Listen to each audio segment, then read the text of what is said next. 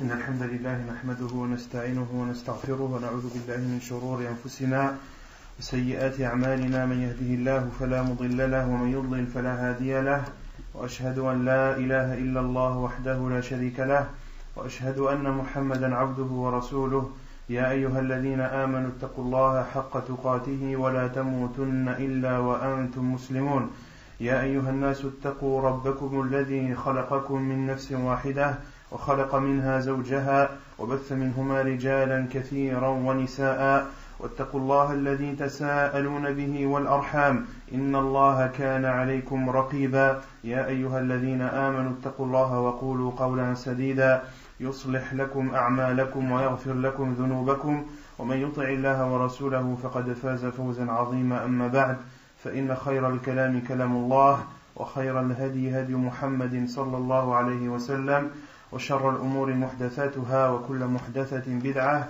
وكل بدعة ضلالة وكل ضلالة في النار.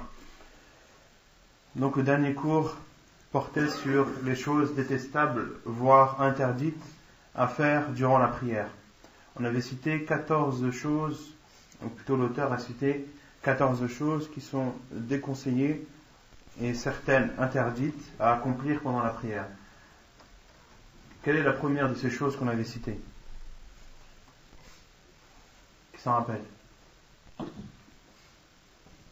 On avait dit al-abathu bi al-thawb aw al-badan fi as-salat, le fait d'ajuster ses vêtements ou de bouger son corps pendant la prière. On avait dit que cela était déconseillé et la preuve c'est le hadith où le compagnon, un des compagnons du prophète lui a demandé est-ce qu'il lui était autorisé avant de se poser son front sur le sol, d'ajuster le sol. Le prophète lui dit si vraiment tu en as le besoin, alors une fois, alors passe ta main une fois sur le sol pour l'ajuster et par la suite te prosterner.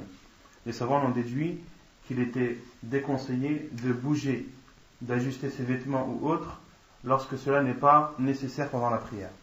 La deuxième chose qu'on avait citée c'était al-ikhtisar. Qu'est-ce que c'est l'ikhtisar de salat? Le fait de prier en posant ses mains sur ses hanches. Le prophète sallam a interdit que l'homme ou la femme prie en étant mukhtasira, c'est-à-dire en posant ses mains sur ses hanches. La troisième chose qu'on avait citée, c'était de lever son regard au ciel. Et on avait dit que l'avis le plus sûr des savants, c'était que cela était makruh ou interdit? Makruh c'est détestable, interdit c'est haram. On avait dit que rajih c'était que c'était haram, que c'était interdit et non déconseillé. Pourquoi? Car le prophète alayhi salam a violemment condamné celui qui lève son regard au ciel pendant la prière. Il a dit que ces gens s'arrêtent ou s'abstiennent de lever leur regard au ciel ou bien alors de peur que leur vue ne soit ôtée, de peur que leur vue ne soit enlevée, de peur qu'ils ne deviennent aveugles. Et le prophète sallallahu alayhi wa sallam, s'il a mis en garde de cette façon, il n'a pas mis en garde sur une chose détestable, mais sur une chose interdite. La quatrième chose, c'était al-iltifatu li ghayri haja, de bouger pendant la prière, de tourner sa tête sans besoin. Et Aïcha radhiyallahu anha a demandé au prophète sallallahu alayhi wa sallam sur celui qui tourne sa tête pendant la prière. Et le Nabi sallallahu alayhi wa sallam lui a répondu innama huwa ikhtilasun yakhtalisuhu ash-shaytanu min salati al-'abd. C'est al-ikhtilas, on avait dit, c'est le fait de prendre quelque chose en cachette.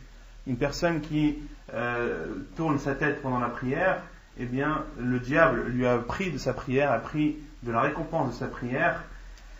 Et on avait dit que al-iltifat, que le fait de se tourner se divisait en deux. Il y avait al-iltifatu bil badan ou al-iltifatu bil qalb, le fait de se détourner, de détourner son corps et de détourner son cœur, c'est-à-dire de ne pas être concentré, que les deux étaient déconseillés et que al-iltifatu bil badan, de tourner son corps dans sa totalité, cela annule la prière.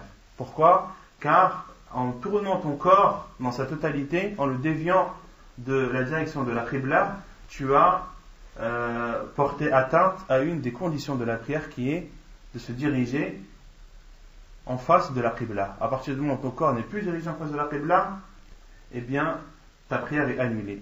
Et le fait de tourner sa tête, Cheikh Al-Albani rahimahullah considère que cela est interdit, car le diable vole de ta prière, et les autres savants, la plupart des savants disent que cela est déconseillé et makrouh, comme le dit Cheikh Ibn Uthaymin rahimahullah ta'ala. La cinquième chose, c'était de regarder les choses qui peuvent distraire la personne.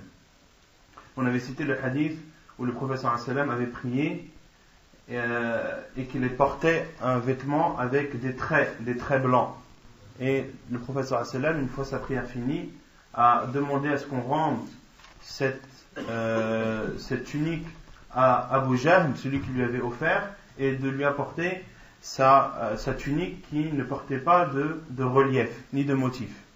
Et le prophète sallallahu alayhi wa sallam a dit que cette tunique avec les traits blancs, avec ses motifs, ont déconseillé le prophète, ont déconcentré le prophète alayhi sallam dans sa prière. Les savants ont déduit qu'il était déconseillé de regarder, car le prophète sallam pendant sa prière n'a porté qu'un seul regard. Mais ce regard a suffi à le déconcentrer. Et les savants disent qu'il est déconseillé de regarder des choses pendant ta prière qui pourraient te distraire. La sixième chose, c'est de faire as-sadl et de couvrir sa bouche. Cela est déconseillé pendant la prière. Qu'est-ce que sadl? Naam? As-sadl, dans le hadith ici. Le prophète sallam naha an as-sadl fi as-salat. Non. Le bâillement, c'est at-tafa'ub. C'est de rester emprisonné dans son vêtement. Naam, ahsant. As-sadl, c'est de porter un vêtement qui, entre guillemets, t'emprisonne. Et comme une cape, de la prendre et de la fermer de telle sorte que tu ne puisses pas sortir tes mains. Que tes mains soient emprisonnées dans ce vêtement. Le prophète sallam a interdit de prier dans un vêtement comme ceci. Car c'est dangereux pour toi pendant ta prière, surtout au moment où tu vas te prosterner. Si tu ne peux pas sortir tes mains, tu peux tomber ou autre. Donc les savants ont déduit qu'il était déconseillé à la personne de prier dans un vêtement qui ne te permet pas de sortir et de libérer tes bras. De même que le prophète a déconseillé de cacher sa bouche, de couvrir sa bouche pendant la prière. Septièmement, le bâillement. Le bâillement est déconseillé pendant la prière, et le prophète a dit le bâillement pendant la prière provient du diable. Et lorsque l'un d'entre vous sent que le bâillement arrive, sent qu'il va bâiller, alors qu'il résiste autant qu'il le peut. Et dans une autre version, dans un autre hadith, le prophète a dit et s'il ne peut pas se retenir, si le bâillement est beaucoup trop fort, alors qu'il mette sa main devant sa bouche. Et le prophète a dit car le diable, lorsque tu bâilles, entre dans ta bouche. Et on avait cité un autre hadith du prophète qui parle du bâillement en général et non pas pendant la prière. Un hadith où le prophète a dit qu'Allah subhanahu wa ta'ala aime l'éternuement et déteste le bâillement. Et lorsque l'un d'entre vous sent qu'il va bâiller, qu'il se retienne autant qu'il le peut, car le diable,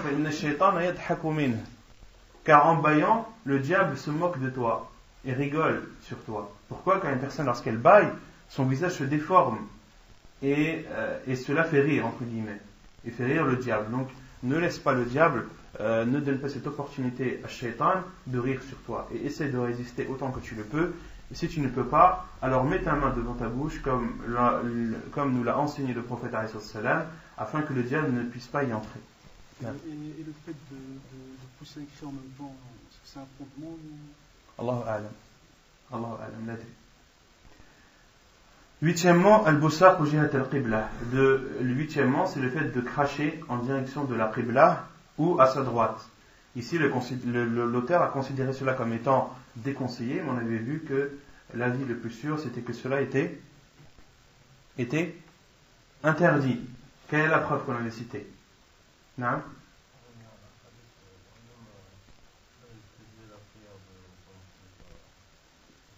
Non?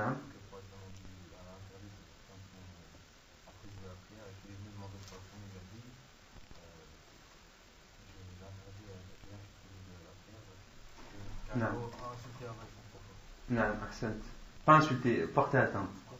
Donc la preuve, c'est le hadith où le prophète sallallahu alayhi wa sallam a vu un homme présider la prière devant les gens de sa tribu, et le prophète sallallahu alayhi wa sallam a regardé cet homme, et cet homme pendant sa prière a craché en direction de la qibla pendant sa prière. Le prophète sallallahu alayhi wa sallam a ordonné à son peuple de ne plus le laisser présider la prière. Et lorsque cet homme a voulu représider la prière suivante, les gens l'ont arrêté. Ils l'ont dit de ne pas présider. Il a demandé qui vous a dit cela. Ils ont dit c'est le prophète sallallahu alayhi wa sallam. Il est parti voir le prophète sallallahu alayhi wa sallam. Il lui a dit est-ce que c'est vrai que tu as dit à mon peuple de ne plus me laisser présider? Il lui a dit na'am, oui, je l'ai dit. فَإِنَّكَ آذَيْتَ اللَّهَ وَرَسُولَهُ, car tu as porté atteinte à Allah et à son envoyé en crachant en direction de la qibla pendant ta prière. Donc les savants ont déduit que cela était interdit. Et d'autres savants ont utilisé l'autre hadith où le prophète sallallahu alayhi wa sallam dit lorsque l'un d'entre eux prie, Allah subhanahu wa ta'ala est devant lui, qu'il ne crache pas ni devant lui, ni à sa droite, mais qu'il crache à sa gauche ou en dessous de son pied. En dessous de son pied gauche. 9e, tashbikul asabi', entremêler ses doigts pendant la prière, cela est déconseillé, car le professeur Sam a dit lorsque l'un d'entre vous fait ses ablutions chez lui, puis se rend à la mosquée, qu'il n'entremêle pas, et le professeur Sam a dit il est en prière, qu'il n'entremêle pas ses doigts.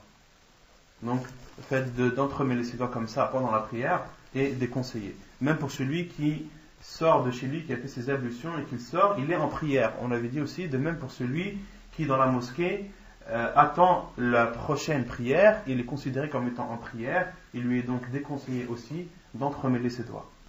10e, d'attacher ses cheveux ou de plier ses vêtements. Cela est déconseillé pendant la prière.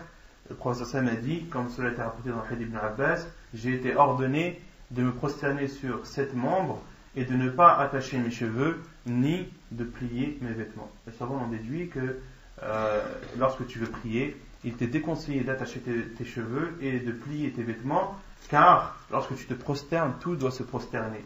Que ce soit ton corps ou tes vêtements, tout doit s'abaisser et tout doit s'humilier devant Allah subhanahu wa ta'ala. Non. Pour la femme, al-Zahir, c'est que non. Parce que la femme, elle prie avec son khimar. Elle prie avec son hijab. Donc l'interdiction là, elle vaut que pour l'homme et non pas pour la femme. Wallahu a'lam. Et 11e, l'auteur a cité le fait de précéder ses genoux avant ses mains pendant la prosternation, avant de se prosterner. On avait cité la divergence des savants à ce sujet, et l'auteur, lui, considérant qu'il faut précéder ses mains avant ses genoux, il considère de la même façon qu'il est déconseillé de précéder ses genoux avant ses mains. 12e, de ne pas coller ses avant-bras sur le sol, car cela est une ressemblance au chien. 13e, on avait dit qu'il était déconseillé de prier en présence d'un repas ou lorsque la personne a des envies pressantes, a envie d'uriner ou autre. Et on avait dit que pour le fait qu'il est déconseillé de prier en présence d'un repas, les savants ont dit que ce soit un repas que tu désires et qui te soit autorisé à la consommation. Il faut ces deux conditions. Si c'est un repas que tu ne désires pas, il t'est autorisé de prier même en présence de celui-ci. Et si c'est un repas qui ne t'est pas autorisé, qui n'est pas halal, soit qui n'est pas halal, ou soit que toi tu es en état de jeûne, donc tu ne peux pas le consommer, alors il t'est autorisé de prier en présence de ce repas. Et on avait dit et qu'il ne prie pas aussi lorsqu'il est poussé des deux orifices. Et les savants ont dit que cela était déconseillé pour ceux qui considèrent al-khushu', c'est-à-dire le fait d'être craintif en affaires, comme étant une sunna mu'akkada, et c'est l'avis de la plupart des savants. Mais quant à ceux qui considèrent que le khushu', d'être concentré et d'être craintif pendant sa prière, c'est une obligation, ils considèrent que de prier dans cet état annule la prière. Et les savants ont dit que le fait de ressentir ne rend pas déconseillé la prière dans ce cas-là. Et le fait que tu ressentes que tu veuilles uriner ou autre, et ce ressenti ne rend pas ta prière déconseillée. Ce qui rend ta prière déconseillée, c'est al-mudafa'a. Le prophète alayhi sallam a dit wala wa huwa yudafi'uhu al-akhbathan, lorsque qu'il y a une poussée. Non, lorsqu'il y a une poussée, lorsque vraiment c'est quelque chose qui te déconcentre et c'est quelque chose de pressant. Dans ce cas, il t'est déconseillé de faire la prière. Et les savants ont parlé aussi sur le fait de celui qui, avant de commencer sa prière, n'avait pas d'envie pressante, mais a eu ses envies pressantes pendant la prière. Car le professeur sallam, dans le hadith, nous déconseille de commencer la prière alors qu'on a ses envies pressantes. Mais pendant la prière, les savants ont dit la personne a le choix. Soit elle continue sa prière, ou bien alors elle sort et arrête sa prière. Et on avait dit que Cheikh Ibn Uthaymin avait dit que le mieux pour celui qui a des envies pressantes qui interviennent ou qui apparaissent pendant la prière, c'est de quitter la prière. De quitter la prière, cela est la chose la plus préférable. Wallahu a'lam. Et la 14e chose, c'est de précéder l'imam dans ses mouvements. Cela est déconseillé ou haram. Cela est haram. L'auteur a considéré que cela était déconseillé, mais l'avis le plus sûr, c'est que cela est interdit. C'est haram, pourquoi ? Car le prophète sallallahu alayhi wa sallam a dit que l'un d'entre vous n'a-t-il pas peur lorsqu'il laisse sa tête avant celle de l'imam, qu'Allah transforme sa tête en tête d'âne, ou bien alors qu'il transforme son apparence en une apparence d'âne. Et le prophète sallallahu alayhi wa sallam n'a pu mettre en garde de cette façon sur une chose déconseillée, mais sur une chose interdite. Wallahu a'lam. طيب يقول المؤلف ما يباح فعله في الصلاة. Donc l'auteur continue et parle du chapitre qu'il a intitulé ce qui est autorisé de faire pendant la prière. Ce qui est autorisé de faire pendant la prière. Et il y a une règle pendant la prière, comme l'a dit Cheikh Ibn Uthaymin rahimahullah, al-aslu an la yataharraka al-insanu fi salatihi illa ma kana min jinsiha aw maslahatiha. La règle pendant la prière, c'est que tu ne dois pas bouger, tu ne dois pas faire de mouvements, si ce n'est les mouvements qui sont propres à la prière ou des mouvements que tu fais pour préserver ta prière. C'est la règle. En islam, la personne lorsqu'elle prie, elle ne doit pas bouger, sauf les mouvements qui sont propres à la prière, comme un ruku', comme un sujoud, comme le fait de lever les mains, etc. Ou bien des gestes que tu fais pour préserver ta prière, pour qu'elle soit bonne. Des actes que tu serais amené à faire et qui permettent de préserver ta prière et du fait qu'elle soit valide. Et le prophète alayhi salam a dit uskunu fi salah. Uskunu fi salah, c'est-à-dire soyez serein pendant vos prières. Soyez serein pendant votre prière. Et Cheikh Al-Albani rahimahullah a expliqué ce hadith en disant Hey, la tata'ataw fi salah harakatin la taliqu wa la tatanasab ma'a al-khushu' wa as-sukun fi salah. C'est-à-dire, ne faites pas, soyez serein pendant la prière, c'est-à-dire ne faites pas des gestes et des mouvements qui ne sont pas en concordance avec la prière et avec le fait d'être craintif pendant celle-ci. Donc la règle, c'est cela. Awalan, donc la première chose qu'il est autorisé de faire, al-mashyu li haja, de marcher en cas de besoin. عن عائشة قالت كان رسول الله صلى الله عليه وسلم يصلي في البيت والباب عليه مغلق فجئت فاستفتحت فمشى ففتح لي ثم رجع إلى مصلاه ووصفت أن الباب في القبلة حديث حسن رواه أبو داود والنسائي. Quelle est la preuve qu'il est autorisé de marcher en cas de besoin? La preuve est le hadith de Aïcha radhiyallahu anha qui dit que le prophète sallallahu alayhi wa sallam priait dans sa maison. La porte était fermée. وَالْبَابُ عَلَيْهِ مُغْلَقٌ. Le prophète sallallahu alayhi wa sallam avait fermé la porte. فَجِئْتُ فَاسْتَفْتَحْتُ. Je suis arrivé et je lui ai demandé de m'ouvrir la porte. فَمَشَى فَفَتَحَ لِي. Et le prophète sallallahu alayhi wa sallam a marché et m'a ouvert la porte. ثُمَّ رَجَعَ إِلَى مُصَلَّاهِ. puis est revenu à l'endroit où il priait. وَوَصَفَتْ أَنَّ الْبَابَ فِي الْقِبْلَةِ. Et Aïcha radiallahu anha a informé que la porte était en direction de la Qibla. Donc dans ce hadith, les savants ont déduit qu'il est autorisé de marcher en cas de besoin. Lorsque tu pries chez toi et que quelqu'un frappe à la porte et que personne ne peut lui ouvrir dans la maison, il t'est autorisé de t'avancer pour ouvrir cette porte, à condition de ne pas te dévier de la direction de la Qibla. Car Aïcha radiallahu anha a informé que la porte était en direction de la Qibla. Et les savants ont dit, même si la porte est à droite ou à gauche, il t'est autorisé de l'ouvrir tant que tu ne dévies pas de la direction de la Qibla. Wallahu a'lam. Et dans ce hadith, le prophète est revenu, il a ouvert la porte, puis est revenu. Il est revenu en marchant en arrière, toujours en étant en direction de la Qibla.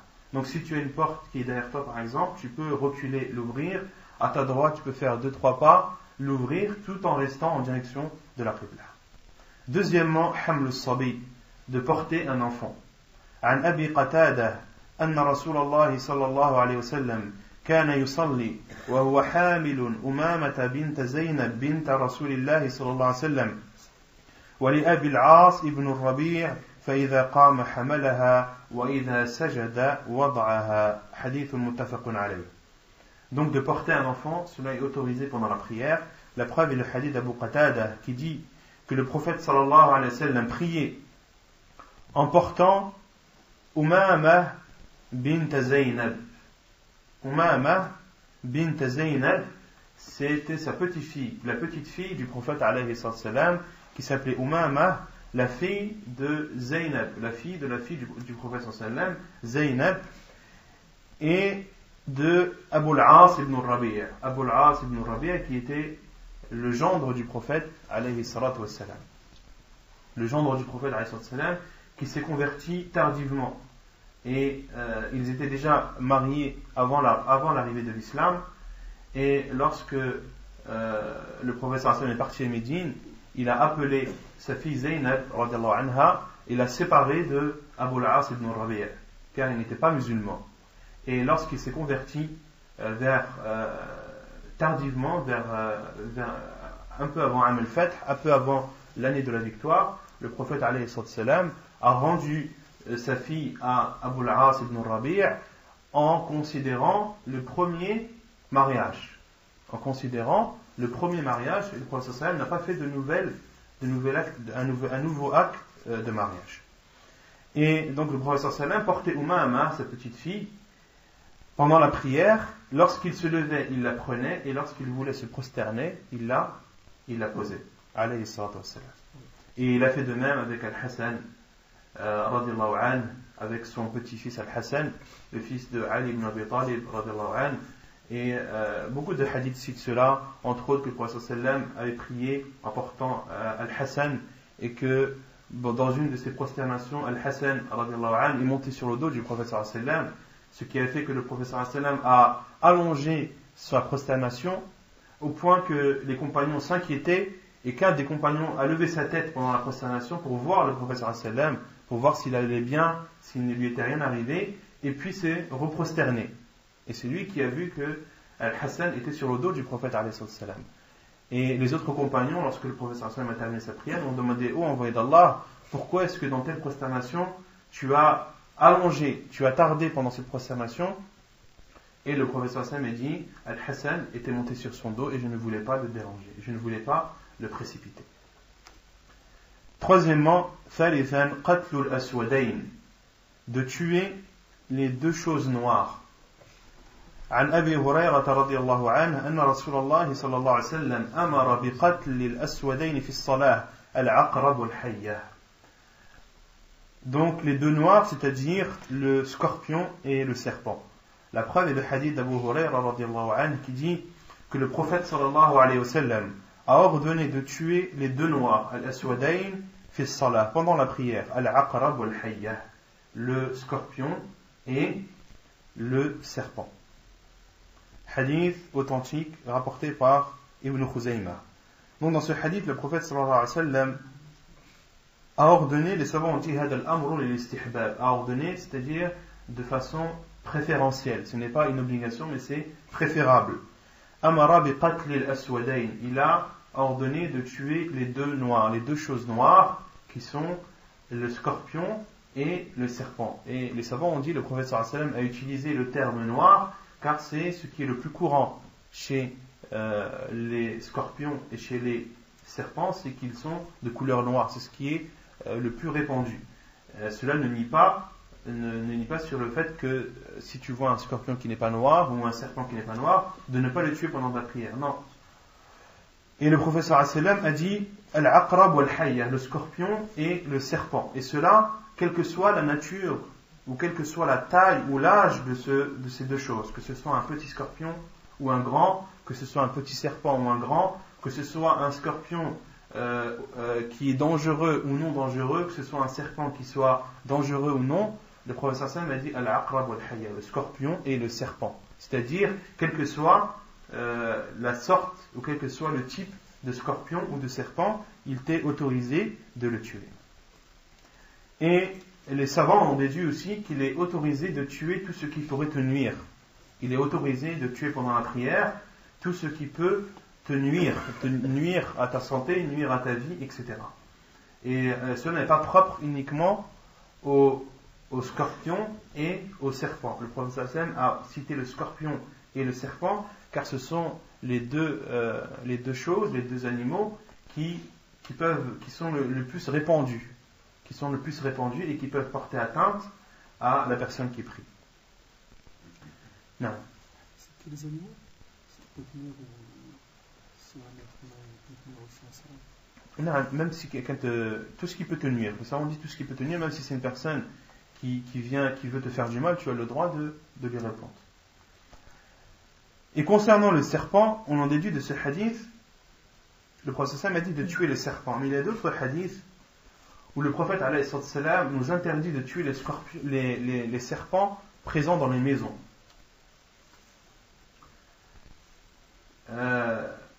Sauf, comme le prophète alayhi wa sallam nous l'a dit, sauf do at-tufyatayn et al-abtar. Il y a deux types de serpents que le prophète sallallahu alayhi wa sallam nous a autorisé de tuer quel que soit l'endroit où il se trouve. C'est le serpent d'ot-tufyatayn, c'est-à-dire le serpent qui a deux traits blancs sur son dos, qui a deux traits blancs. Et ça on dit al-tufyatayn. Et l'abtar, celui qui a une petite queue. Le serpent qui a une petite queue et le serpent qui a deux traits blancs sur son dos, il nous est autorisé de les tuer, même s'ils sont dans les maisons. Pourquoi? Car le professeur sallallahu alayhi wa sallam a dit فَإِنَّهُمَا يَخْطِفَانِ الْبَصَرَ وَيَسْتَقِطَانِ الْحَبْلِ, car ils portent atteinte à la vue et sont les causes de fausses couches.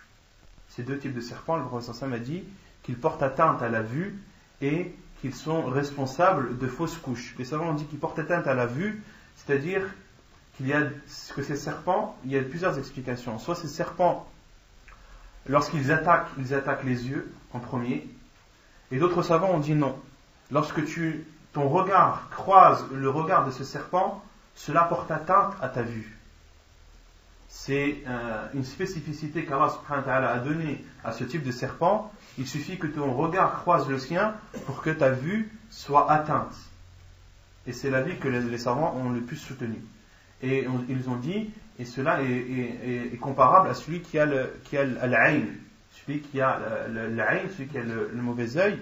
Il y a suffisamment qu'il te regarde pour te porter atteinte, sans qu'il n'y ait de lien direct entre toi et lui. Et les savants ont dit que ce type de serpent a aussi cette spécificité qu'Allah subhanahu wa ta'ala leur a accordée. Et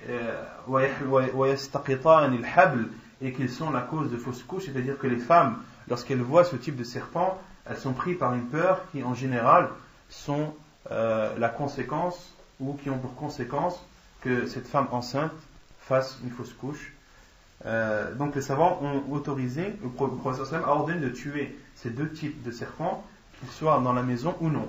Et quant aux serpents présents dans les maisons, le prophète alayhi salam nous a ordonné أن نحرجه ثلاثا, de le défier ou de le mettre en garde 3 fois. La sunna du prophète sallallahu alayhi wa sallam, lorsque tu trouves un serpent chez toi, c'est de lui dire de sortir 3 fois, de le menacer 3 fois, de parler directement à ce serpent, de lui dire sors de ma maison, sors de ma maison, sors de ma maison, ou de lui dire tu n'es pas le bienvenu ici, ou tu portes atteinte aux gens de cette maison. Et le prophète sallallahu alayhi wa sallam a dit de parler, de faire en sorte que ce serpent se sente mal à l'aise et de lui parler directement. Et pourquoi? Car il se peut que ce serpent soit un djinn. Il se peut que ce serpent soit un djinn. Et en lui disant de sortir 3 fois, il va comprendre. Ce serpent va comprendre. Si c'est un djinn, il va comprendre et partira. Et si ce n'est pas un djinn, et le prophète a dit, s'il ne part pas, faqtuluhu. Si au bout de 3 fois, ce serpent ne part pas, alors tue-le, car c'est soit un serpent ordinaire, ou bien alors, comme le prophète a dit, ou bien alors c'est un diable.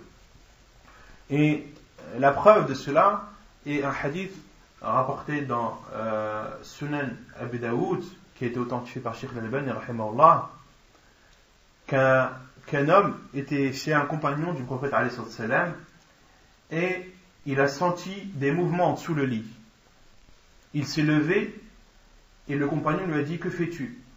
Il a dit, je vais tuer ce serpent. Il y a un serpent sous le lit, je vais le tuer.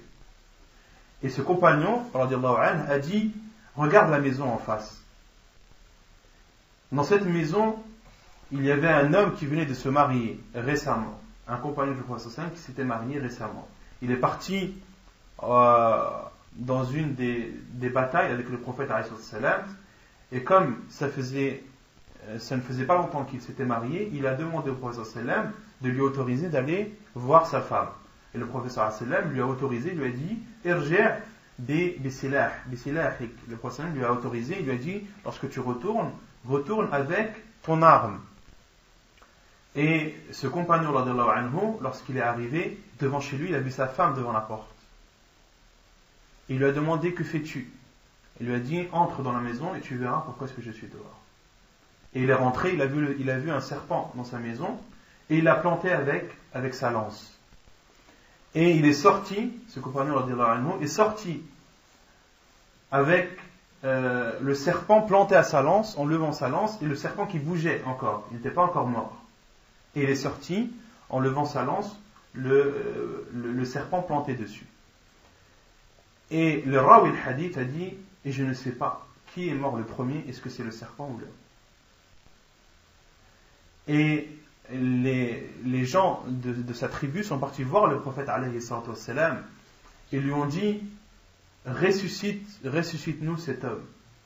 Le prophète sallallahu alayhi wa sallam a dit, istaghfiru lahu. Le prophète sallallahu alayhi wa sallam leur a dit, demandez-lui le pardon, c'est-à-dire que le ressusciter c'est une chose impossible. La seule chose que vous pouvez pour cet homme, c'est de lui demander le pardon. C'est la seule chose de profitable que vous pouvez lui offrir. Et le prophète sallallahu alayhi wa sallam a dit, qu'il y a un groupe de djinns qui s'est converti à Médine. Lorsque l'un d'entre vous voit un serpent chez lui, qu'il le mette en garde 3 fois. S'il part, sinon tuez-le. Et les savants ont dit que cet homme, lorsqu'il a tué ce serpent, ce compagnon radiyallahu anhu, lorsqu'il a tué ce serpent, il a tué un djinn musulman. Et les djinns musulmans ont appliqué la loi du talion sur lui. Il a tué quelqu'un parmi eux, ils l'ont tué. Et Rawi al-Hadith a dit, Fala adri, je ne sais pas qui est mort le premier, est-ce que c'est le serpent ou l'homme? Donc il faut faire attention lorsque l'un d'entre nous voit un serpent chez lui, qu'il lui parle. Et il ne faut pas se dire, mais comment est-ce que je parle à un animal? Il ne va pas me comprendre. Bien sûr qu'il va te comprendre. Et personnellement, j'ai vécu ça, pas avec un serpent, mais avec des fourmis, car le prophète sallallahu alayhi wa sallam, dans un hadith Ibn Abbas, rapporté dans Abu Daoud, le prophète sallallahu alayhi wa sallam a interdit de tuer 4 choses, 4 bêtes ou 4 animaux. Al-Nahla, Al-Namla, Wal-Nahla, Wal-Hudhud, Wal-Surad. Le prophète sallallahu alayhi wa sallam nous a interdit de tuer les fourmis, de tuer les abeilles, de tuer Al-Hudhud, qui est la huppe, et de tuer Al-Surad, as-surad qui est la pie. L'oiseau, la pie, en islam, il nous est interdit de la tuer. Et parmi les choses qui nous est interdit de tuer, les bêtes, les insectes, il y a la fourmi. Et moi personnellement, au Maroc, dans la maison de mon oncle, il y avait un mur qui était recouvert de fourmis. Quelque chose d'impressionnant, subhanallah. Le mur recouvert de fourmis. Et connaissant ce hadith du prophète sallam qui nous interdit de tuer les fourmis, mon oncle leur a parlé. Il a parlé aux fourmis, il leur a dit rentrez chez vous. Rentrez chez vous, vous nous faites du mal, vous nous dérangez, on ne veut pas vous tuer, rentrez chez vous, laissez-nous tranquilles. Et subhanallah, les fourmis qui recouvraient le mur, petit à petit, ils sont tous rentrés dans un même trou. Et j'ai vu de mes propres yeux le mur se vider de fourmis. Toutes les fourmis sont rentrées, il n'en restait plus une seule. Subhanallah. Il y a quelque chose d'impressionnant, subhanallah. Le fait de leur parler en arabe, de leur dire Utrulu masakinakum, rentrez chez vous, de leur parler dans une autre langue, elles comprennent, subhanallah. Et en leur disant rentrez, elles rentrent. Et les savants ont dit que de tuer les fourmis, cela est interdit sauf si elles nuisent à la personne. Si les fourmis nuisent à la personne, l'empêchent de dormir par exemple, ou mangent de sa nourriture, ou dérangent les personnes présentes dans la maison, les savants disent qu'il est autorisé de les tuer. Par exemple, lorsqu'elles bouchent un chemin, lorsqu'elles empêchent de passer et que le seul moyen est de les tuer, alors tue-les. Et avant de les tuer, utilise tous les moyens que tu peux. Et si tu peux utiliser des produits qui peuvent empêcher les fourmis de rentrer chez toi, utilise ce produit avant de les tuer. C'est le conseil que les savants disent. Et concernant al-hudhud et as-surad, la huppe et la pie, les savants ont dit car les animaux qui nous sont interdits de tuer, il nous est interdit également de les consommer. Comme le prophète sallallahu nous a interdit le prophète nous a interdit de tuer la grenouille. Et les savants ont déduit qu'il était interdit de manger la viande de grenouille. Sauf un seul insecte qui nous est à la fois interdit de tuer, mais qui nous est autorisé à la consommation, qui est le criquet. Le prophète a dit La taqtulu al-jarad fa innahu min junudillahi al-a'zam. Ne tuez pas le criquet, car il fait partie d'une immense armée d'Allah subhanahu wa ta'ala. Et dans un autre hadith, le prophète a dit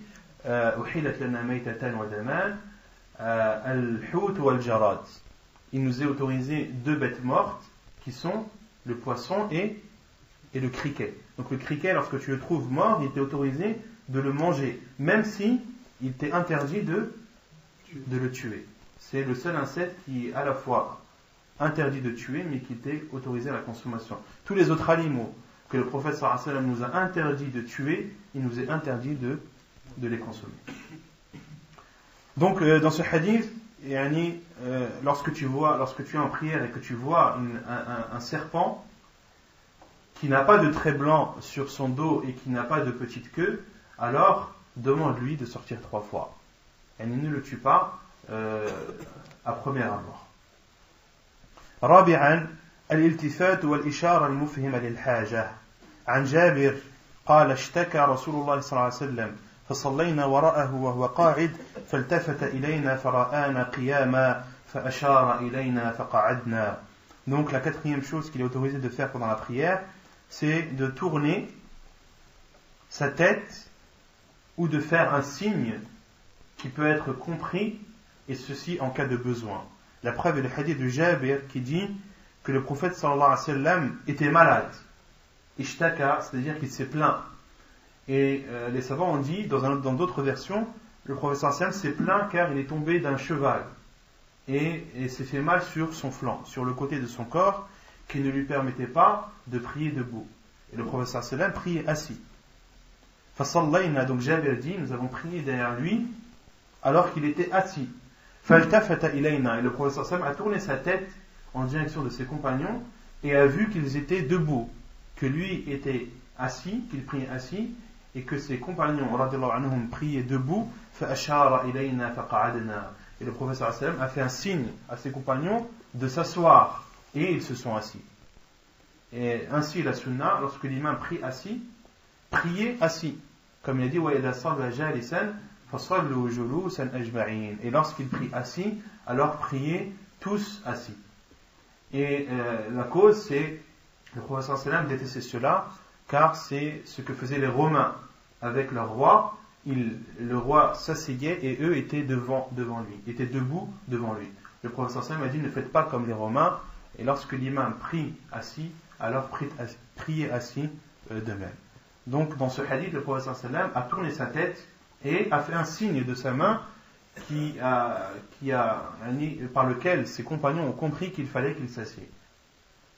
Donc on avait cité un hadith du prophète sallam lorsqu'il avait envoyé un de ses compagnons en éclaireur, et le prophète sallam attendait sa venue, et pendant salat al-fajr, quand le prophète sallam priait al-fajr, il a regardé en direction, il a tourné sa tête en direction de al-jabal, de la montagne d'où devait venir l'éclaireur, et le prophète sallam regardait au cas où son éclaireur revenait, alors qu'il était en prière pendant salat al-fajr.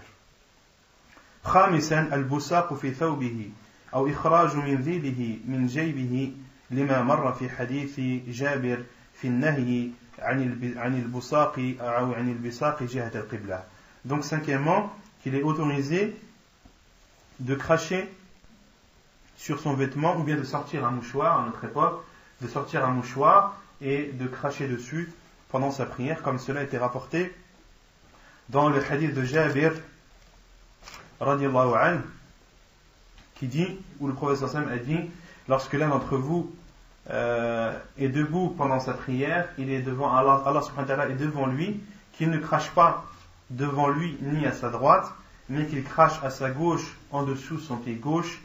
Et si son crachat ne peut être retenu, et le prophète a dit qu'il fasse avec son vêtement ainsi, qu'il approche son vêtement de sa bouche et qu'il crache, et ensuite qu'il frotte son vêtement, ou à notre époque de sortir un mouchoir, de cracher dans ton mouchoir et de le remettre dans ta poche. Cela est autorisé pendant la prière. سادسا الإشارة برد السلام على من سلم عليه. Sixièmement, de faire un geste pour répondre au salam de celui qui t'a salué.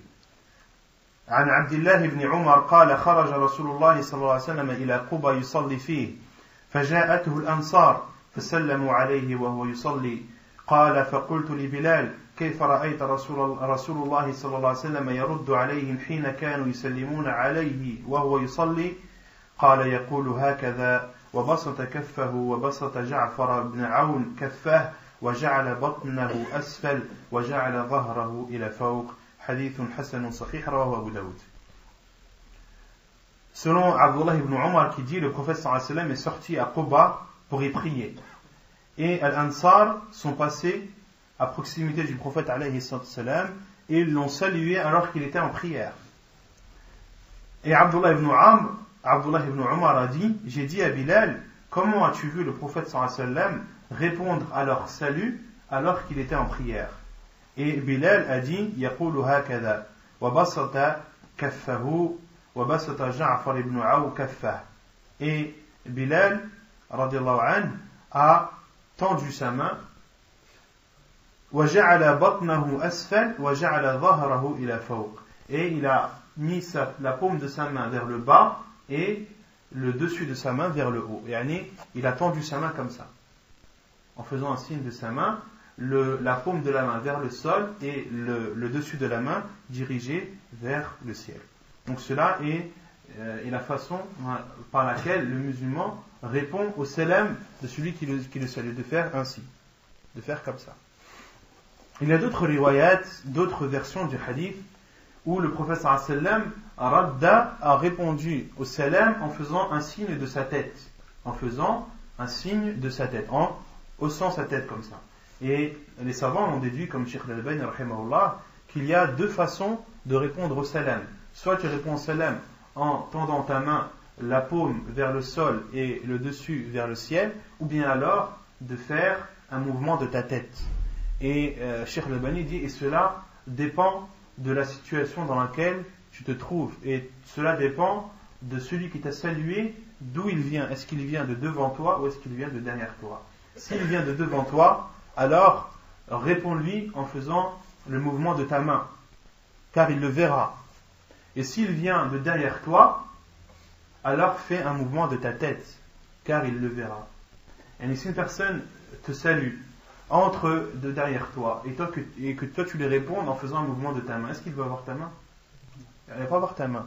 Et le but, c'est que quand tu réponds à quelqu'un, c'est qu'il voit que tu lui réponds.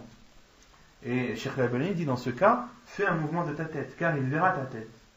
Et s'il vient de devant toi, et que tu réponds en faisant un mouvement de ta main, alors il verra ta main, et ainsi tu auras appliqué les deux sunnas du prophète, alayhi salatu wassalam.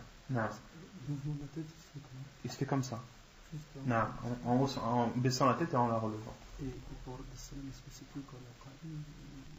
Non, n'importe quel moment de la prière. Le rad salam, il n'y a pas de posture bien précise. Tu peux très bien lever ta main quand tu es en sujoud, quand tu es entre les deux sujouds, etc. C'est pas propre lorsque la personne est debout. Non. Même pendant tes shahud. Non. Le prophète sallallahu alayhi wa sallam, il n'y a rien qui dit wa huwa qa'im. Dans les hadiths, wa huwa yusalli. Alors que le prophète sallallahu alayhi wa sallam priait. Il n'a pas dit que le prophète sallallahu alayhi wa sallam était debout en prière. Non.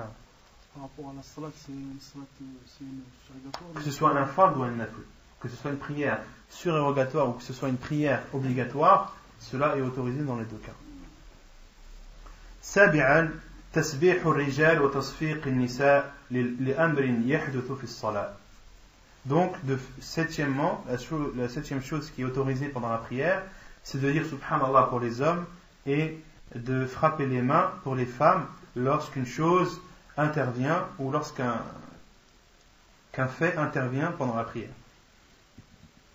عن سهل بن سعد أن النبي صلى الله عليه وسلم قال: يا أيها الناس ما لكم حين نابكم شيء في الصلاة أخذتم في التصفيق إنما التصفيق للنساء من نابه شيء في صلاته فليقل سبحان الله فإنه لا يسمعه أحد حين يقول سبحان الله إلا التفت. حديث متفق عليه. Selon Sahl ibn Sa'd, qui rapporte que le prophète sallallahu alayhi wa sallam a dit: ô vous les gens, qu'avez-vous lorsqu'une chose intervient pendant la prière? Qu'avez-vous lorsqu'une chose intervient pendant la prière? Qu'avez-vous à frapper vos mains? Innama at-tasfiqu lin-nisa. De frapper sur ses mains, de frapper ses mains est une chose propre aux femmes. Man nabahu shay'un fi salati. Lorsque quelque chose intervient pendant ta prière ou survient pendant ta prière, qu'ils disent Subhanallah. Lorsque quelque chose provient ou intervient pendant ta prière, dis Subhanallah, فإنه لا يسمعه أحد حين يقول سبحان الله إلا التفت. Car en disant Subhanallah, tous ceux qui t'entendront seront interpellés par ton tasbih. Le simple fait que tu dis Subhanallah va suffire pour que l'imam ou les gens soient interpellés par ton tasbih. Donc les savants ont déduit que de frapper des mains est propre aux femmes lorsque quelque chose survient pendant la prière et que pour les hommes ils doivent dire Subhanallah. ثامنا الفتح على الإمام. Huitièmement, c'est de souffler l'imam, de souffler à l'imam. عن ابن عمر أن النبي صلى الله عليه وسلم صلى صلاة فقرأ فيها فلبس عليه فلما انصرف قال لأبي أصليت معنا؟ قال نعم. قال فما منعك؟ حديث صحيح رواه أبو داود. Donc de souffler à l'imam pendant sa prière lorsqu'il se trompe dans sa lecture ou lorsqu'il est bloqué. La preuve est le hadith d'Ibn Omar qui dit que le prophète sallallahu alayhi wa sallam a prié une prière et a lu et s'est falubisa alayhi. Le prophète sallallahu alayhi wa sallam s'est trompé ou a confondu des versets. Falamman saraf, lorsque le prophète sallallahu alayhi wa sallam a fini sa prière et qu'il est parti, il a dit à Ubay ibn Ka'b, qui était un des compagnons du prophète sallallahu alayhi wa sallam qui connaissait le Coran par cœur, et le prophète sallallahu alayhi wa sallam a dit à Ubay: As-sallayta ma'ana? As-tu prié avec nous? Il lui a dit oui. Et le prophète sallallahu alayhi wa sallam a dit: Fama mana'ak? Qu'est-ce qui t'a empêché? Autrement dit, qu'est-ce qui t'a empêché de me souffler et de m'aider dans ma lecture pendant la prière lorsque je me suis arrêté? Donc les savants ont déduit qu'il était autorisé de souffler à l'imam lorsqu'il se trompe pendant la lecture de sa prière. تاسعا غمز رجل النائم. Neuvièmement, de toucher ou de tâter le pied de celui qui dort. La preuve, عن عائشة قالت كنت أمد رجلي في قبلة النبي صلى الله عليه وسلم وهو يصلي فإذا سجد غمزني فرفعتها فإذا قام مددتها. Selon Aïcha a dit, j'avais allongé mes pieds en direction de la qibla du prophète sallallahu alayhi wa sallam alors qu'il était en prière. Et dans une autre version, dans l'endroit où il se prosterne. فإذا سجد غمزني فرفعتها. Et lorsque le prophète sallallahu alayhi wa sallam voulait se prosterner, il touchait les pieds de Aïcha, les tâtait, les palpait pour qu'elle les enlève. Et elle dit, lorsque le prophète sallallahu alayhi wa sallam se prosternait, Ramazani farafa'tuha, il me touchait les pieds et je les levais. Wa idha qama madattuha, et lorsque il se levait, je rallongeais mes pieds.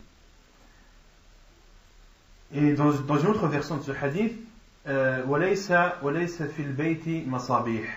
Et Aïcha a dit dans une autre version, il n'y avait pas dans la pièce de lampe. Et ceci se produisait dans le noir. Hadith authentique rapporté par Al-Bukhari et Muslim. Donc, il était autorisé, si tu pries et qu'une personne dort et ses pieds t'empêchent de te prosterner, il était autorisé de tapoter ses pieds, de les bouger pour le réveiller et qu'il les enlève. Cela est autorisé pendant la prière. عاشرا مقاتلة من أراد المرور بين يدي المصلي. De repousser celui qui veut passer devant le prieur.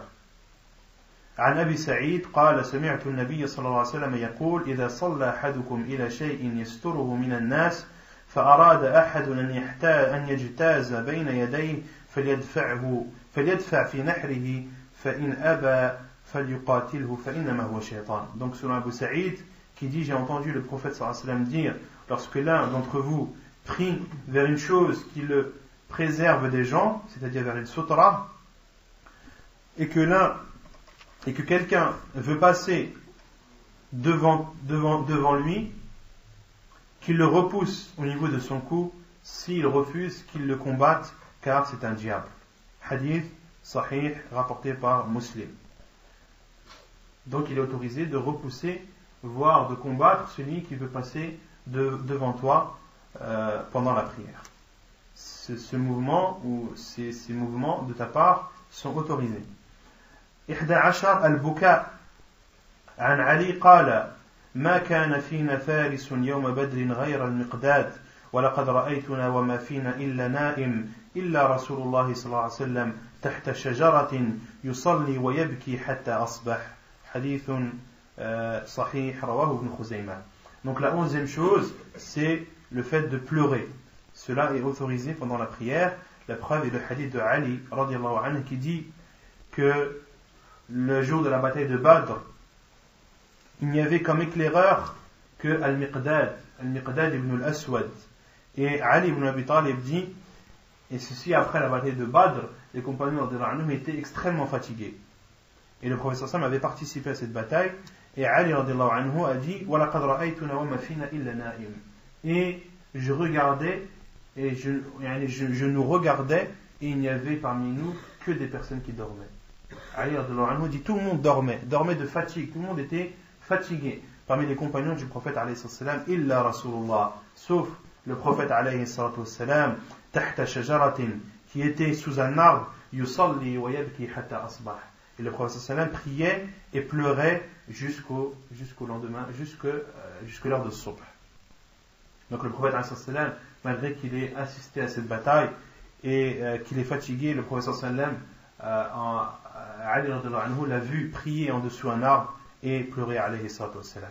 Il y a d'autres hadiths qui nous prouvent qu'il est autorisé de pleurer pendant la prière. C'est le hadith où le prophète alayhi salatu wassalam était malade et qu'il a ordonné à Abu Bakr radiallahu anhu de présider la prière. Et Aïcha radiallahu anha lui a dit, oh envoyé d'Allah, il ne pourra pas prier, ses pleurs l'empêcheront de présider sa prière et les gens ne comprendront pas ce qu'il dit. Et le prophète alayhi salatu wassalam a dit, Mour Abu Bakr fayusalli bin nas, ordonné à Abu Bakr qu'il prie et qu'il préside la prière. Et Aïcha radiallahu anha a réitéré sa remarque au prophète alayhi salam, lui a dit, oh, envoyé d'Allah, il ne pourra pas retenir ses pleurs. Et le prophète a ordonné qu'Abu Bakr radiallahu anhu préside la prière. Aïcha radiallahu anha connaissait son père, elle savait comment il était sensible, et a dit à Hafsa radiallahu anha d'aller voir le prophète et de lui dire que Abu Bakr radiallahu anhu est une personne très sensible et qu'il ne pourra pas présider la prière.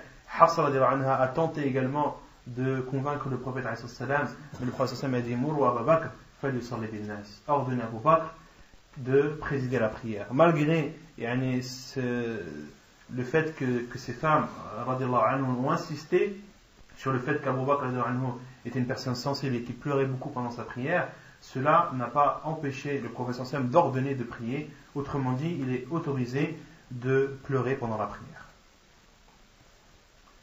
Donc ce sont les 11 choses qui sont autorisées de faire pendant la prière. Ensuite, l'auteur cite les choses qui annulent la prière. Premièrement, la certitude d'avoir perdu ses ablutions. عن عباد ابن تميم عن عمه أنه شكى إلى رسول الله صلى الله عليه وسلم الرجل الذي يخيل إليه أنه يجد الشيء في الصلاة فقال لا ينفتل أو لا ينصرف حتى يسمع صوتا أو يجد ريحا. حديث متفق عليه. Donc la première chose qui annule, c'est la certitude d'avoir perdu ses ablutions. La preuve est le hadith de Ubad ibn Tamim qui rapporte qu'un homme, que son oncle a exposé au prophète alayhi salam le fait qu'un homme qui prie et à qui on a fait croire qu'il a ressenti quelque chose pendant sa prière. Il a dit yukhayyalu ilayhi annahu yajidu shay'a fi as-salah. Qu'on a fait croire, c'est-à-dire que le diable lui a fait croire. Dans d'autres versions, le prophète sallam nous dit que le diable fait croire à la personne qu'il a perdu ses ablutions. Yani, que ce soit des bruits dans son ventre ou autre, et le diable utilise cela pour faire croire à la personne qu'il a perdu ses ablutions. Et donc c'est l'oncle de Tamim, de Ubad ibn Tamim, a demandé au prophète sallam concernant un homme à qui on a fait croire qu'il avait perdu ses ablutions pendant la prière. Et le prophète alayhi salam a dit la yanfatil aw la yansarif, qu'il ne parte pas, qu'il ne sorte pas de sa prière hatta yasma'a sawta aw yajida riha, jusqu'à ce qu'il entende un bruit ou qu'il sente une odeur. Hadith authentique rapporté par Al-Bukhari et Muslim. Et les savants ont déduit de ce hadith beaucoup de choses, entre autres que al-yaqin la yazulu bishak, qu'une certitude ne peut être contredite par un doute. Une personne qui prie, qui a fait ses ablutions, est-ce que son état de pureté est une certitude pour lui ou pas? C'est une certitude. Et la certitude n'est pas enlevée, n'est pas supprimée par un doute. D'accord?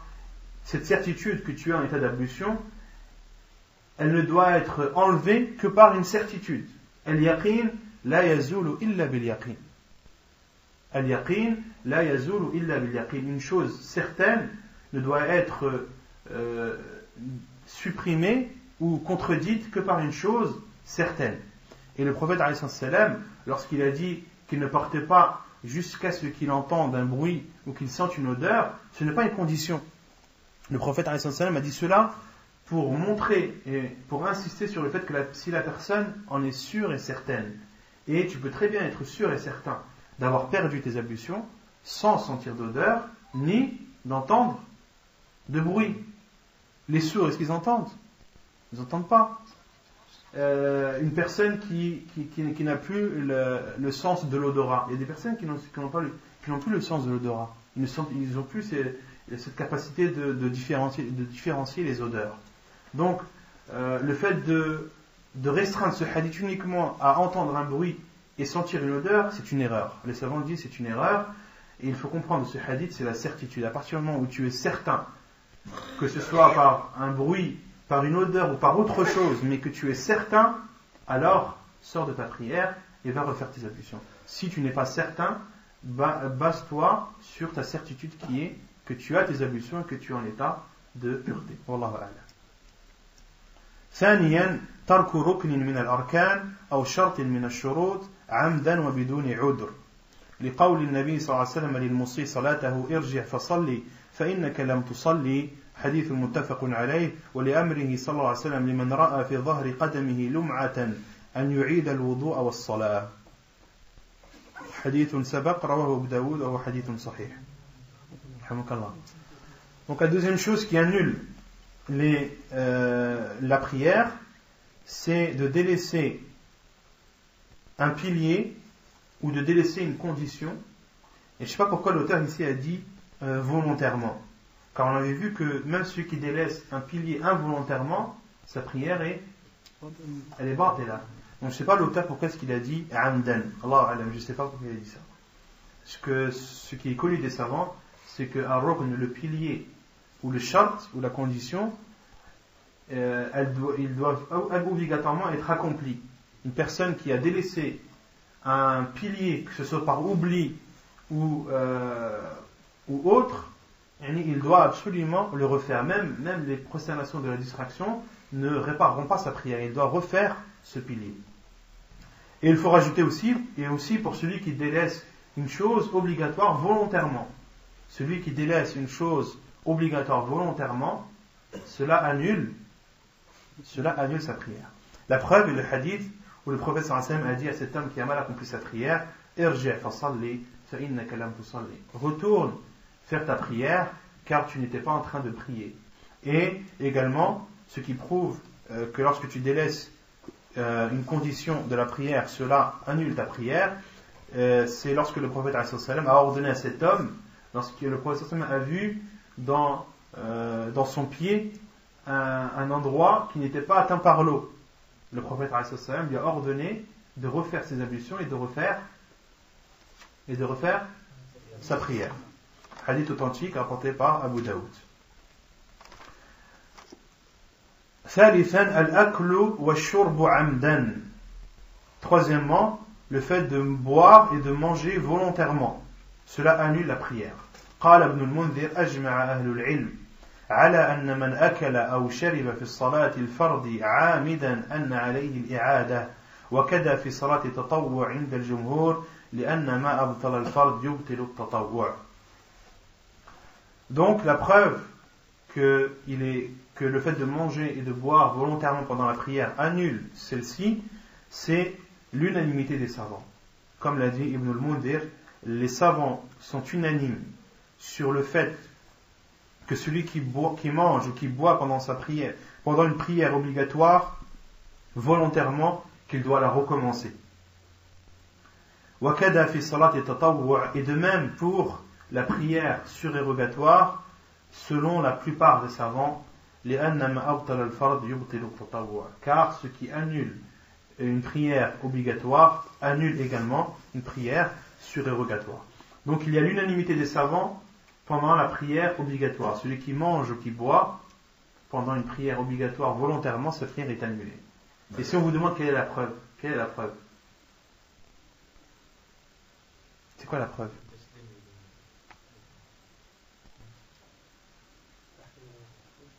Non. La preuve c'est l'ijma'. La preuve c'est l'unanimité des savants. L'unanimité des savants c'est une preuve en islam. En islam, les preuves, il y a le Coran, le Coran, il y a la Sunna, il y a l'ijma' et il y a le qiyas. Il y a l'unanimité des savants et il y a l'analogie. Et l'unanimité des savants, quelle est la preuve que c'est une preuve? Le hadith du prophète qui dit La tajtami'u ummati ala dalalah. Ma communauté n'est jamais unanime sur une chose égarée. Lorsqu'il y a l'unanimité des savants sur une chose, cela est une preuve de cette chose. Car le prophète a dit que sa communauté ne peut pas être unanime sur une chose de fausse. Elle ne peut pas être unanime sur un égarement. Autrement dit, si elle est unanime, c'est sur une chose vraie. Donc la preuve, c'est l'ijma'. Et l'ijma', ça nous suffit comme preuve. L'ijma', c'est une preuve, l'unanimité, c'est une preuve en elle-même. Non.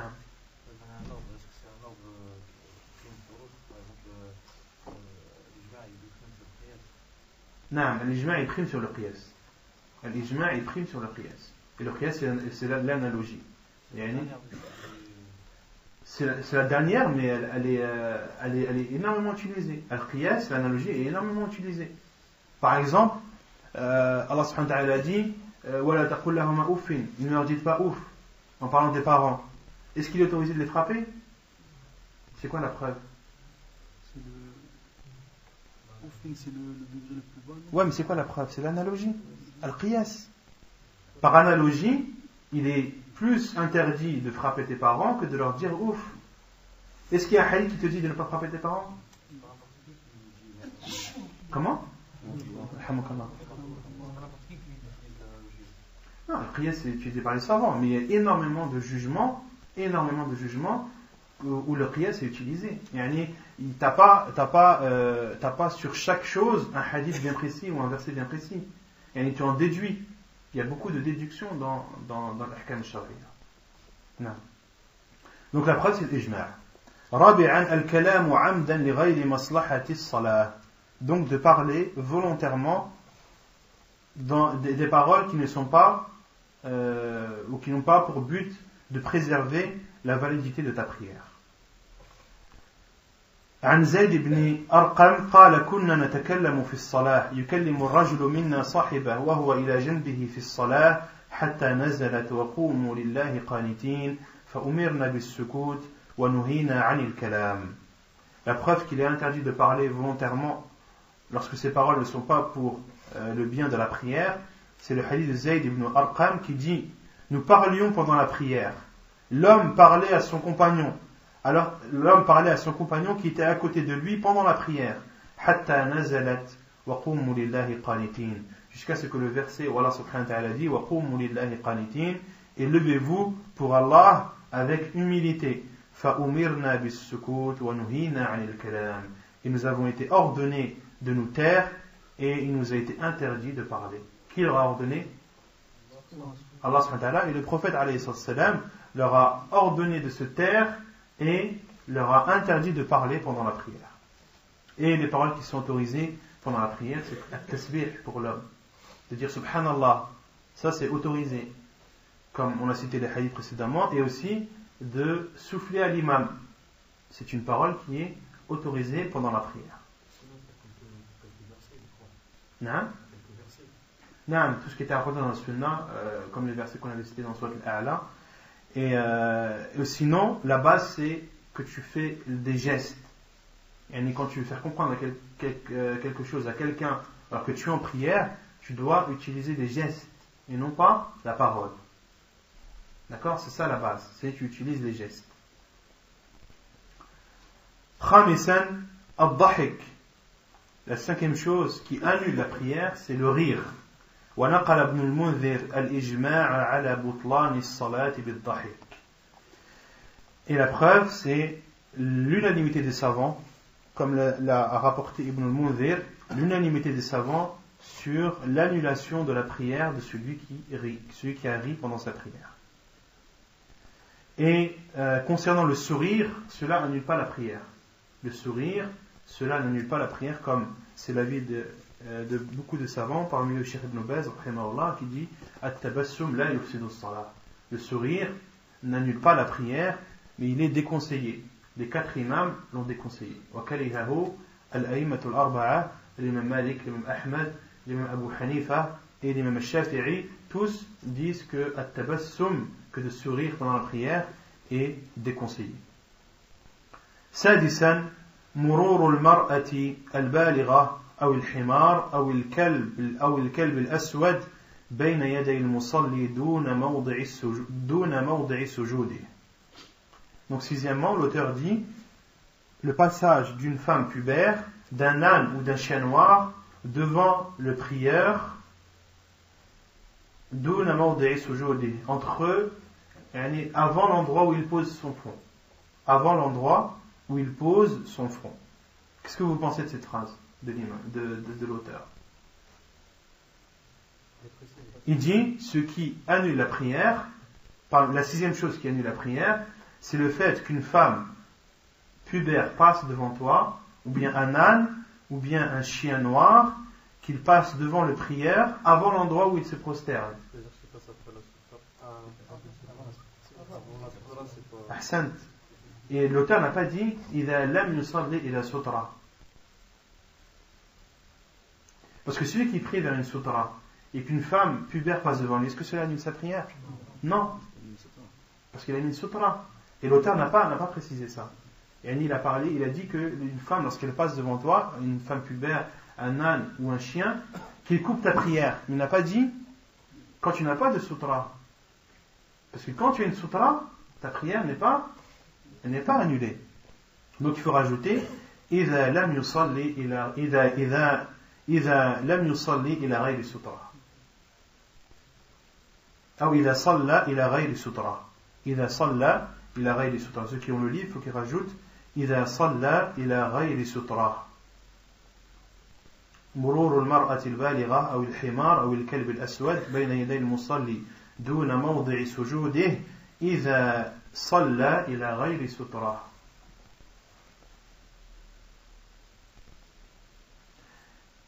لقوله صلى الله عليه وسلم إذا قام أحدكم يصلي فإنه يستره إذا كان بين يديه مثل آخرة الرحل فإذا لم يكن بين يديه مثل آخرة الرحل فإنه يقطع صلاته الحمار والمرأة والكلب الأسود.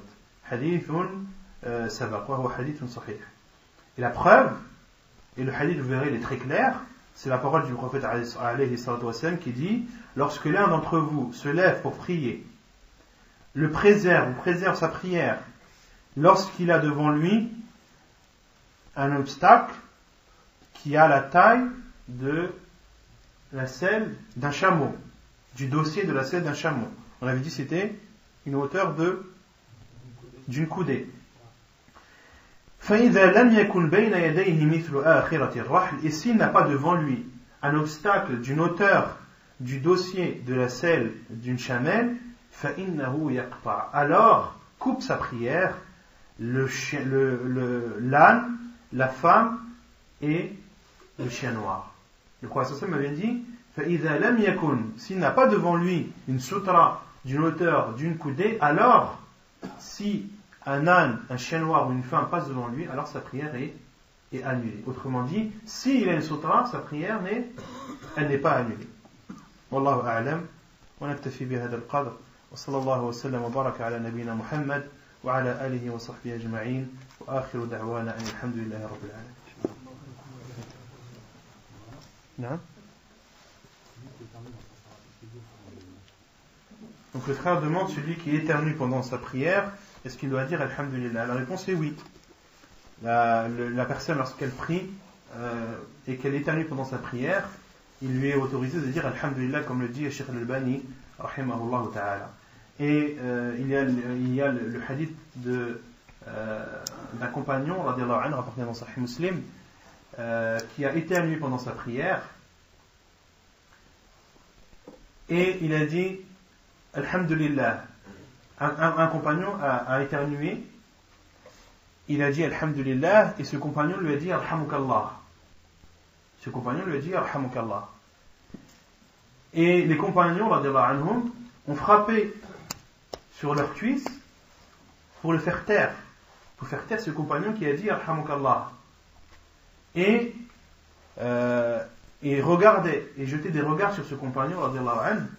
Et ce compagnon regardait, les compagnons le regardaient, il a dit Wa thakla ummayah, ma lakum tanduruna ilay. Oh, qu'avez-vous à me regarder? Alors qu'il est en prière. Il disait aux autres compagnons qui essayaient de le faire taire, qu'avez-vous à me regarder? Et lorsque le prophète alayhi salam a terminé sa prière, ce compagnon a dit Fa wallahi ma qaharani, wala darabani, wala shatamani. Je jure par Allah que le prophète sallallahu alayhi wa sallam ne m'a ni insulté, ne m'a ni grondé, ne m'a pas frappé, mais il m'a dit Inna hadihi as-salat la yasluhu fiha shay'un min kalam an-nas. Cette prière, il n'est pas autorisé, il n'est pas légiféré de parler comme parlent les gens. Innama huwa tasbihun wa takbirun wa tahmid. Mais cette prière, il n'y a que des tasbih, des takbir et des tahmid. Car donc le prophète sallallahu alayhi wa sallam a enseigné à ce compagnon de ne pas dire Alhamukallah. Mais il ne lui a pas dit de ne pas dire Alhamdulillah. Et les savants ont déduit que celui qui éternue pendant sa prière, il lui est autorisé de dire Alhamdulillah. Mais quant à ceux qui ont entendu cette personne dire Alhamdulillah, il ne leur est pas légiféré de dire Yarhamukallah. Wallahu a'lam. Naam? Non, c'est pas un khiyas, le hadith il est wadih. Parce que dans le hadith, le compagnon il a dit Alhamdulillah quand il a éternué. Naam. S'ils sont en prière. S'ils ne sont pas en prière, ben bien sûr, c'est une obligation. C'est un des droits du musulman envers le musulman, c'est lorsqu'il éternue et qu'il dit Alhamdulillah, tu dois lui dire, le prophète a dit, فَحَقٌّ عَلَى كُلِّ مَنْ سَمِعَهُ. Il est du devoir de tous ceux qui l'ont entendu dire Alhamdulillah de lui dire Yarhamukallah. On dit c'est une obligation. Pour chaque personne qui a entendu une personne éternuer et dire Alhamdulillah, c'est une obligation de dire Yarhamukallah. Allah a'lam. Le scorpion et le serpent, tu peux les tuer dans n'importe quel endroit. Le prophète sallam a ordonné, alors qu'il était à Médine, il a dit Uqtulul hayyat, uqtulul hayyat, uqtulul hayyat. Le prophète sallam a exhorté ses compagnons, et dans sa khutbah, il leur a dit Uqtulul hayyat, uqtulul hayyat, uqtulul hayyat. Tuez les serpents, tuez les serpents, tuez les serpents. Et Abdullah ibn Umar, lorsqu'il a entendu ce hadith du prophète sallam, est sorti dans les rues de Médine et cherchait les serpents. Alors, il cherchait les serpents et tuait tous les serpents qu'il pouvait trouver. Jusqu'à ce qu'un des compagnons l'a vu, et lorsque Ibn Umar s'apprêtait à tuer un serpent dans une maison, c'est là où ce compagnon lui a dit que le prophète a interdit de tuer les serpents présents dans les maisons. Donc cela, le prophète l'a dit à Médine, donc dans le haram, dans une terre sacrée, on déduit qu'il est autorisé de tuer les serpents, même s'ils sont à la Mecque ou à Médine. Allah. Non. En ce qui concerne quand quelqu'un il veut passer et qu'il veut te couper la salade et on doit stopper mais et qu'il insiste vraiment. Qu'il insiste vraiment, le prophète m'a dit t'insistes aussi. Le prophèt m'a dit que tu l'empêches de passer. Si il insiste, il persiste, alors combat-le. Et même si tu dois être amené à te battre avec lui, bats-toi avec lui. فإنه الشيطان car le prophète m'a dit فإنه الشيطان car c'est un diable. Non. Allah alam, je sais pas, les savants lorsqu'ils ont expliqué Al-Abtar, la parole du prophète sallam, Al-Abtar ils ont dit c'est celui qui a une petite queue. Ils n'ont pas donné plus de précision. Allah alam. Par rapport à l'ishara durant la salat, c'est une personne. Je prie à côté d'une personne, elle a perdu ses ablutions, elle est partie les faire, ça a fait un trou. Est-ce que j'ai le droit de tirer la personne qui est appelée? Les maslahat des salat, ça c'est pour le bien de la prière. Et la règle c'est ça, c'est les gestes que tu es amené de faire pour le bien de la prière, ils sont autorisés. Donc si il y a une personne à côté de toi, tu peux la tirer pour fermer le saf, c'est pour le bien de la prière. Allah a'lam. Tu as le droit de tirer, après s'il ne veut pas, tu le laisses. Alaykum alayh. Le prophète a interdit de prier dans des safs qui sont coupés. Et il a dit Man qata'a safan qata'ahu Allah. Celui qui coupe un rang, Allah le coupera. Donc lorsque tu vois un saf qui est coupé, où il y a un trou, il faut que tu fasses en sorte de compenser ce trou et de le boucher. Par rapport au poteau là, parce que nous on prie dans un masjid où il y a un poteau qui coupe deux safs. Concernant les poteaux, les compagnons disaient nous étions poussés de saf qui contenaient des poteaux. Au temps du prophète sallam, il est interdit, et le prophète a interdit de prier dans des rangs qui sont coupés par des poteaux, des piliers. Mais les savants ont dit, sauf dans un cas, lorsque la mosquée est pleine.